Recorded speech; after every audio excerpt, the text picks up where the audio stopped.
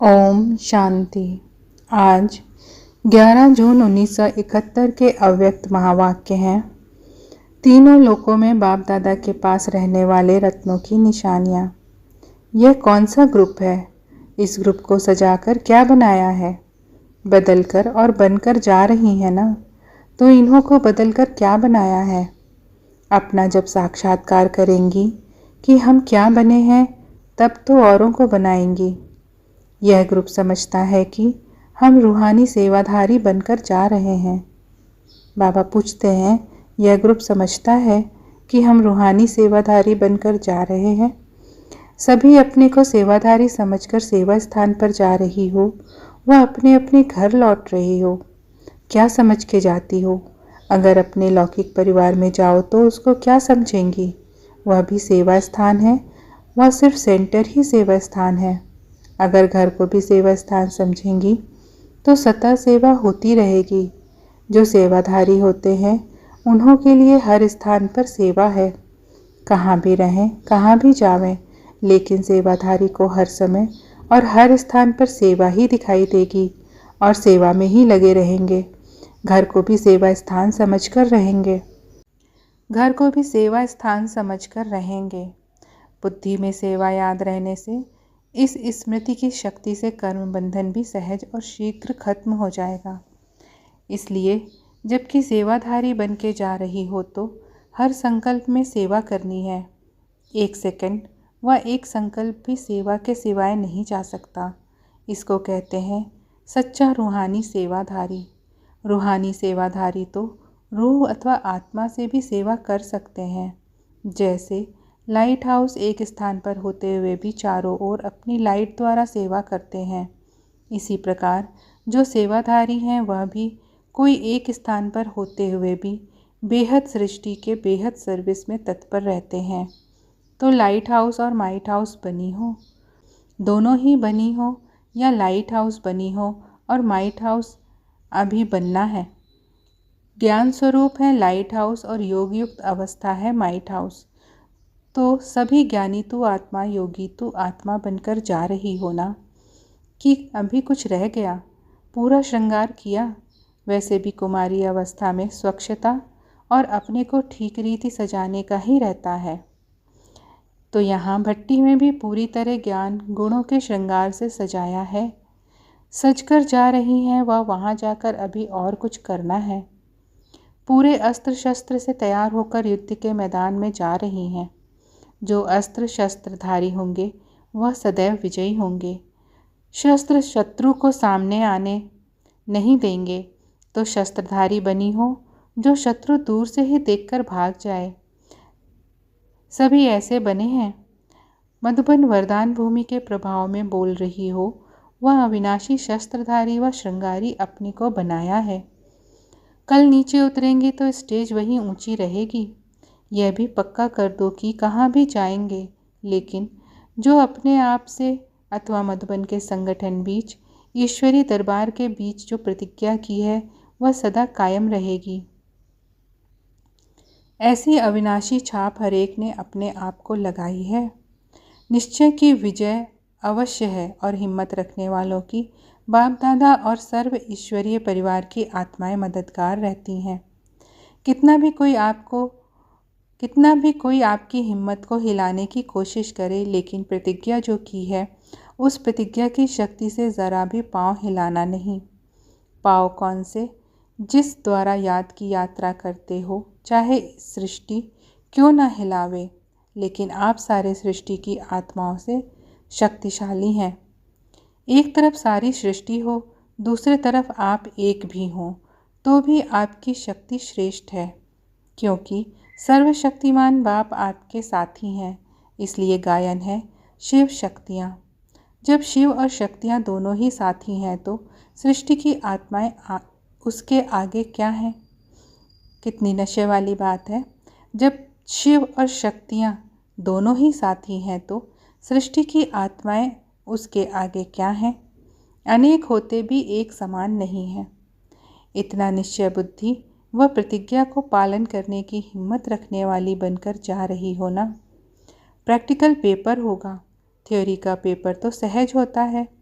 किसको सप्ताह कोर्स कराना व म्यूज़ियम या प्रदर्शनी समझाना है थ्योरी का पेपर। लेकिन प्रैक्टिकल पेपर में जो पास होते हैं वही पास विद ऑनर होते हैं। जो ऐसे पास होते हैं वही बाप दादा के पास रहने वाले रत्न बनते हैं। तो पास में रहना पसंद करती हो वह दूर से देखना पसंद आता है। पास विद ऑनर बनेंगे, यह भी हिम्मत रखनी है ना। पास विद ऑनर बनेंगे, यह भी हिम्मत रखनी है ना। इस हिम्मत को अविनाशी बनाने के लिए एक बात सदैव ध्यान में रखनी है, कोई भी संग दोष में अपने को लाने के बजाय बचाते रहना। कई प्रकार के आकर्षण पेपर के रूप में आएंगे, लेकिन आकर्षित नहीं होना। हर्षित मुख हो, पेपर समझ पास होना है।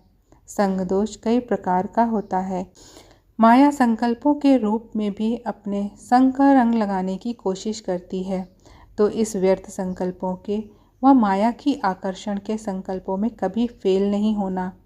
और फिर स्थूल संबंधी का संग, उसमें ना सिर्फ परिवार का संबंध होता है, लेकिन परिवार के साथ साथ और भी कोई संबंध का संग।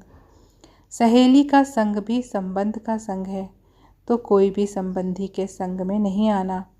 कोई के वाणी के संग दोष में भी नहीं आना। वाणी द्वारा भी उल्टा संग का रंग लग जाता है, इससे भी अपने को बचाना। और फिर अन्य का संग दोष भी है। अगर कभी भी किसके भी समस्या अनुसार वह कोई संबंधी के स्नेह के वश भी अन्य दोष में आ गई, तो यह अन्न भी अपने मन को संग के रंग में लगा देता है। इसलिए इससे भी अपने को बचाते रहना। कर्म का संग भी होता है, इसलिए इससे भी अपने को बचाते रहना। तब पास विद ऑनर बनेंगी। संग दोष के पेपर में पास हो गई तो समझो समीप आ सकती हो। अगर संग दोष में आ गई तो दूर हो जाएंगी। फिर ना निराकारी वतन में, ना अभी संगम युग में, ना भविष्य में पास रह सकेंगी। एक संग दोष तीनों लोकों से दूर हटा देता है। एक संग दोष से बचने से तीनों लोकों में, तीनों कालों में बाप के समीप रहने का भाग्य प्राप्त कर सकती हो। इस ग्रुप को बाप दादा हंसों का संगठन कहते हैं। हंसों का कर्तव्य व स्वरूप क्या होता है? हंसों का स्वरूप है प्योरिटी और कर्तव्य है सदैव गुणों रूपी मोती ही धारण करेंगे। अवगुण रूपी कंकड़ कभी भी बुद्धि में स्वीकार नहीं करेंगे। यह है हंसों का कर्तव्य। लेकिन इस कर्तव्य को पालन करने के लिए सदैव बाप दादा से सदैव आज्ञा मिलती रहती है। वह कौन सी आज्ञा? जिस आज्ञा का आपका चित्र भी बना हुआ है। बुरा ना देखना, बुरा ना सुनना, ना बोलना, ना सोचना। अगर इस आज्ञा को सदैव स्मृति में रखेंगे तो फिर सच्चा हंस बनकर बाप जो सर्व गुणों का सागर है, सागर के किनारे पर सदैव बैठे रहेंगे। तो अपनी बुद्धि को सिवाय ज्ञान सागर बाप के और कहाँ भी ठिकाना ना देना, क्योंकि हंसों का ठिकाना है ही सागर। तो अपने को हंस समझकर अपनी प्रतिज्ञाओं को पालन करती रहना। समझा? मोती और कंकड़ दोनों को छांटना सीखा है। कंकड़ क्या होता है, रत्न क्या होते हैं? नॉलेजफुल तो बनी हो ना। अब देखेंगे यह हंस क्या कमाल कर दिखाते हैं। हंसों का संगठन ना चाहते हुए भी अपनी तरफ आकर्षित करता है। तो संग दोष से बचना है और ईश्वरीय संग में रहना है। अनेक संग छोड़ना, एक संग जोड़ना है।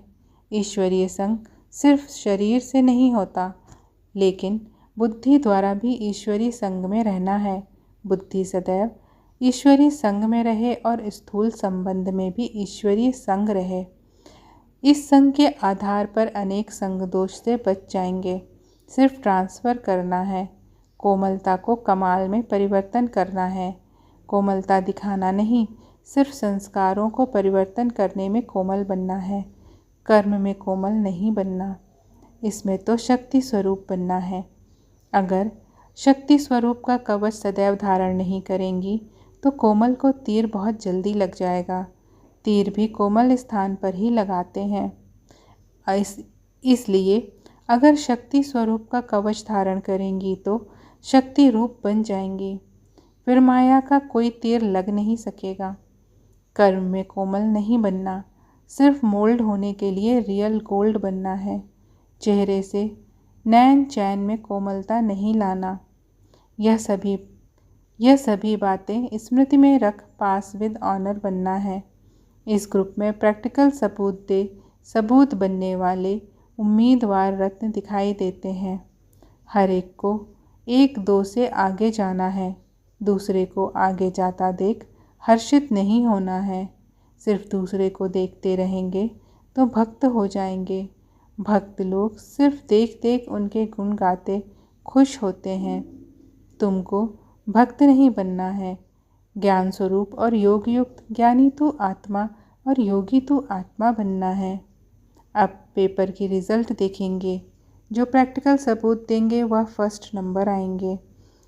जो सोचते रहेंगे तो बाप भी राज्य भाग्य देने के लिए सोचेंगे। जो स्वयं को स्वयं ही ऑफ़र करते हैं उनको बाप दादा भी विश्व की राजधानी का राज्य भाग्य पहले ऑफ़र करते हैं। अगर अपने को ऑफ़र नहीं करेंगे तो बाप दादा भी विश्व का तख्त क्यों ऑफ़र करेंगे। अपने को आप ही ऑफ़र करो तो आफरीन कही जाएगी। गैस के गुब्बारे नहीं बनना, वो बहुत तेज़ उड़ते हैं लेकिन अल्पकाल के लिए। यहाँ अपने में अविनाशी एनर्जी भरनी है, टेम्परेरी ऑक्सीजन का आधार नहीं लेना। अच्छा, ओम शांति।